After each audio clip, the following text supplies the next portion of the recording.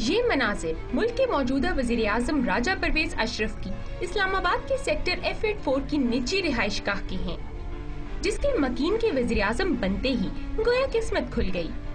इधर राजा साहब के सर पर वजारत उस्मा का ताज सजा, उधर इस घर तक न सिर्फ लश्कारे माटी सड़क बिछा दी गई, बल्कि वापडा के मुस्तैद एहलकारों ने दिन रात एक करके नया ट्रांसफार्मर भी नस्ब कर दिया।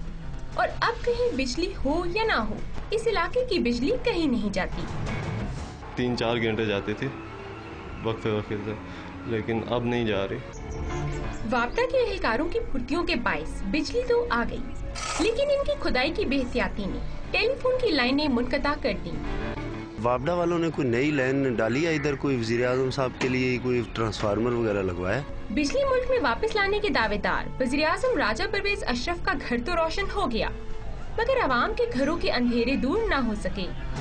दूसरे दिन ट्रांसफार्मर लग गया है क्योंकि इनकी अपनी जरूरियात थी, आवाम की जरूरत तो नहीं थी। वज़ीर आज़म बने तो उन्होंने अपने घर के बाहर लगा दिया, बाकी आवाम चाहे तड़पती रहे मरती रहे, उससे उनको कोई सरोकार नहीं है। इस सिलसिले में IS को हुकाम से कोशिश के बावजूद राब्ता नहीं हो सका।